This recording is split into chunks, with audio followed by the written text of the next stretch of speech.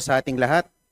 I rise to place on record this manifestation of support for Honorable Francisco Kiko Barsaga and to express my strong opposition to any move seeking his suspension from this august chamber. From Voltaire's philosophy of tolerance and freedom of expression, this line is often quoted, "I may not agree with what you say, but I will defend to the death your right to say it." The independence of the legislature ensures that members may speak fully, frankly, and fearlessly on matters of public interest.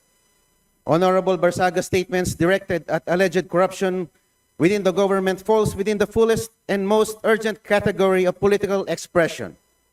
To penalize him for raising concerns on corruption, which the Constitution itself mandates Congress to check, is to subvert the very principle of parliamentary privilege. Mr. Speaker, 2004 pa lang po, andito na po ako bilang Chief of Staff po ng aking ama.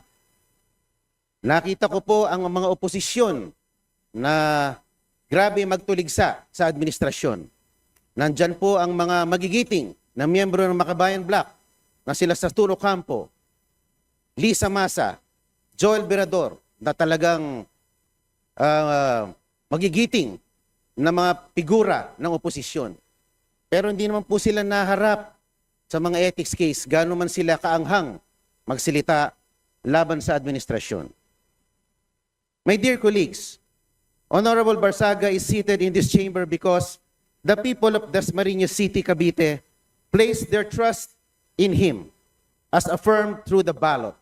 Article 6, Section 6 of the Constitution states that members of this House derive their authority exclusively from the electorate. Ano po ba ang mas mabigat na kasalanan? Ang magmiyaw o ang magnakaw? Ano ba ang mas mabigat na kasalanan? Ang mag-video at mag-selfie at mag-post ng pagkadismaya sa gobyerno, ang isang batang congressman? O ang ginawang sistematikong pagnanakaw sa gobyerno?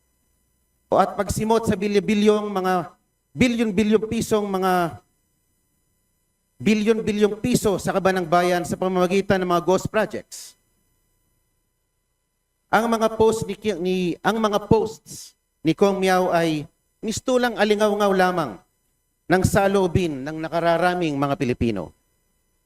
To impose the penalty of suspension is to overturn the sovereign choice of the people. That remedy is reserved only for conduct so reprehensible and destructive of the institution.